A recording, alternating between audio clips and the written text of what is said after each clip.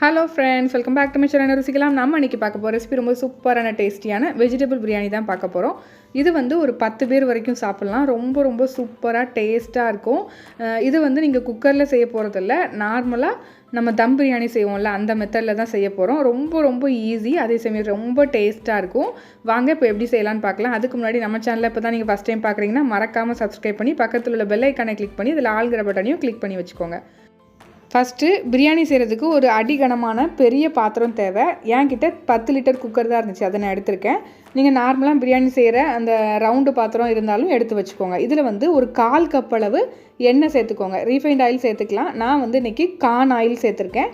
இது கூட ஒரு 4 பட்டை, ஒரு 6 பீஸ் பிரியாணி இலை, ஒரு 4 ஸ்டார் அனீஸ் அதாவது அன்னாசி பூ, ஒரு 10 கிராம்பு, அப்புறம் கொஞ்சமாக ஜாவித்ரி, அதுக்கப்புறம் முக்கியமான ஒரு ஸ்பைஸ் வந்து பிரியாணிக்கு இதுதான் ரொம்ப நல்ல ஃப்ளேவர் கொடுக்கும், கல்பாசி மறக்காமல் சேர்த்துக்கோங்க. சேர்த்துட்டு இப்போ இது எல்லாத்தையுமே நல்லா இந்த மாதிரி ரோஸ்ட் பண்ணிக்கோங்க. ஃப்ளேமை வந்து மீடியம் ஃப்ளேம்லேயே வச்சுட்டு பண்ணுங்கள். கடைசி வரைக்கும் அந்த மீடியம் ஃப்ளேம்லேயே வச்சு ஒன்று போல் செஞ்சீங்க அப்படின்னா உங்களுக்கு பிரியாணி ரொம்ப நல்லா அடிப்பிடிக்காமல் சூப்பராக வரும். இப்போ இந்த ஸ்பைசஸ்லாம் கொஞ்சம் வறுபட்டதும் ஒரு 10 பெரிய வெங்காயத்தை ஸ்லைஸாக கட் பண்ணி வச்சுருக்கேன். அது எல்லாத்தையுமே சேர்த்துக்கலாம். ஒரு மீடியம் சைஸ் வெங்காயம் எல்லாமே இது எல்லாத்தையுமே சேர்த்துட்டு இப்போ இதையும் நம்ம நல்லா வதக்கிக்கலாம். வெங்காயம் வந்து நிறைய சேர்க்கணும் பிரியாணிக்கு, அதான் ரொம்ப ரொம்ப நல்ல டேஸ்ட் கொடுக்கும். இந்த மாதிரி நல்லா வதக்கிக்கோங்க.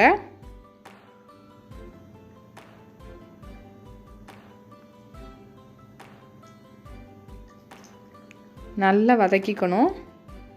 கொஞ்சம் நல்லா வதங்கி இந்த மாதிரி டிரான்ஸ்பரண்ட்டாக ஆனதும் ஒரு கைப்பிடி அளவு புதினா இலை சேர்த்துக்கோங்க. இஞ்சி பூண்டு சேர்க்குறதுக்கு முன்னாடியே புதினாலையும் கொத்தமல்லியும் சேர்த்து வதக்கிக்கிட்டோம் அப்படின்னா இன்னும் கொஞ்சம் நல்ல ஃப்ளேவராக சூப்பராக இருக்கும். கூடவே ஒரு கைப்பிடி அளவு கொத்தமல்லி இலையும் சேர்த்து இதையும் நல்லா வதக்கிக்கலாம். இந்த மாதிரி நல்லா வதக்கிக்கோங்க. இது நல்லா வதங்கட்டும்.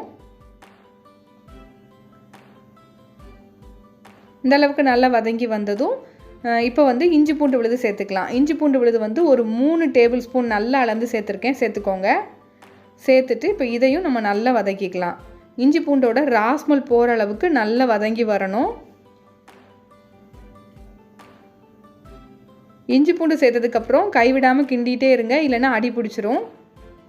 இப்போ இது கூடவே ஒரு 5 பச்சை மிளகா சேர்த்துக்கிடலாம். பச்சை மிளகா வந்து நல்லா கீறிட்டு சேர்த்துக்கோங்க. இப்போ இதையும் நல்லா வதக்கிக்கோங்க. இந்த அளவுக்கு நல்லா வதங்கி வந்ததும் இப்போ இதில் தக்காளி சேர்த்துக்கலாம். நான் வந்து ஒரு 5 தக்காளி சேர்த்துருக்கேன். 10 பெரிய வெங்காயத்துக்கு 5 தக்காளி சேர்த்தா கரெக்டாக இருக்கும். சேர்த்துட்டு இப்போ இதையும் நம்ம நல்லா வதக்கிக்கலாம். பாருங்கள், தக்காளியும் நல்லா வதங்கி வந்துருச்சு. இந்த அளவுக்கு வதங்கினா போதும். இப்போ நம்ம எடுத்து வச்சுருக்கிற வெஜிடபிள்ஸ் எல்லாத்தையும் சேர்த்துக்கலாம். நான் பீன்ஸு, கேரட், பட்டாணி இதெல்லாம் சேர்த்துக்கிட்டேன். கேரட் வந்து ஒரு 4 கேரட்டு, பீன்ஸ் வந்து ஒரு கைப்பிடி அளவுக்கு எடுத்து அதையும் கட் பண்ணி எடுத்துக்கிட்டேன். இது ரெண்டையுமே நீல வாக்கில் கட் பண்ணி சேர்த்துக்கிட்டேன்.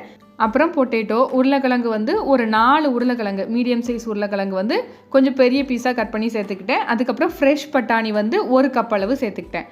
இவ்வளோ தான் நான் வெஜிடபிள் சேர்த்துருக்கேன். நீங்கள் இது கூடவே காலிஃப்ளவர் சேர்த்துக்கலாம், மீல் மேக்கர் சேர்த்துக்கலாம். இந்த மாதிரி உங்களுக்கு பிடிச்ச வெஜிடபிள்ஸ் இதில் சேர்க்குறதா இருந்தால் சேர்த்துக்கலாம். அதுவும் நல்லாயிருக்கும். இப்போ இதை நல்லா மிக்ஸ் பண்ணி விட்டுக்கோங்க. இந்த மாதிரி ஃப்ளேம் வந்து மீடியம் ஃப்ளேம்லேயே வச்சுக்கோங்க. அதை வந்து ஃபஸ்ட்டு என்ன மீடியம் ஃப்ளேமில் வைக்கிறீங்களோ அதே மீடியம் ஃப்ளேம்லேயே கடைசி பிரியாணி செய்கிற வரைக்கும் மெயின்டைன் பண்ணுங்கள். அப்போ தான் உங்களுக்கு இந்த ஹீட் வந்து ஒன்று போல் கிடைக்கும். நல்லா இந்த மாதிரி மிக்ஸ் பண்ணி விட்டுட்டு இப்போ இந்த ரெசிபிக்கு தேவையான அளவு உப்பு சேர்த்துக்கலாம். ஒரு 4 டீஸ்பூன் உப்பு நான் சேர்த்துக்கிட்டேன். கடைசியாக தேவைன்னா திரும்ப சேர்த்துக்கலாம். 4 டீஸ்பூன் உப்பு சேர்த்துட்டு அதுக்கப்புறம் லைட்டாக மிக்ஸ் பண்ணி விட்டுக்கோங்க. காய்கறி வந்து வேகிறதுக்கு ரொம்ப டைம் எடுக்காது, ஈஸியாக டக்குன்னு வெந்துடும். ஸோ இந்த மாதிரி நம்ம கொஞ்சம் நேரம் வதக்கிக்கிட்டே இருக்கும்போதே உங்களுக்கு நல்லா அது வதங்கி வந்துடும். இந்த அளவுக்கு வதங்கி வந்ததும் இது கூடவே மிளகாத்தூள் வந்து சேர்த்துக்கலாம். நான் மிளகாத்தூள் வந்து தனி மிளகாத்தூள் 3 டீஸ்பூன் சேர்த்துருக்கேன்.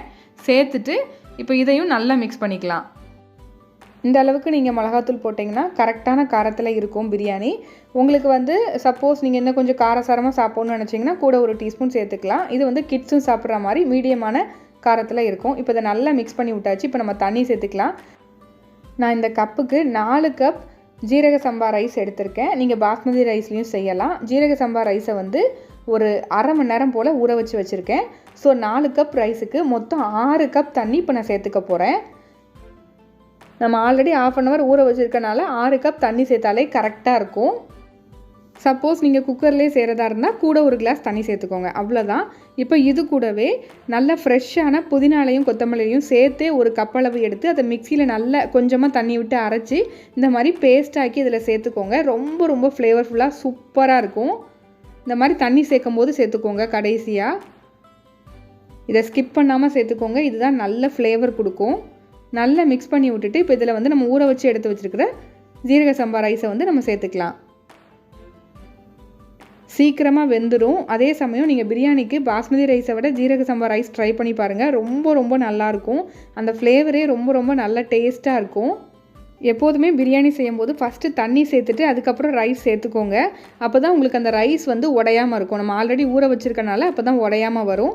இப்போ இதை நல்லா மிக்ஸ் பண்ணியாச்சு. இப்போ இதில் வந்து ஒரு 3 டேபிள் ஸ்பூன் அளவுக்கு நெய் சேர்த்துக்கலாம். சேர்த்துட்டு இப்போ இதையும் நல்லா மிக்ஸ் பண்ணி விட்டுக்கலாம். அந்த நெய் வந்து எல்லா பக்கமும் வர மாதிரி இந்த மாதிரி மிக்ஸ் பண்ணி விட்டுக்கோங்க.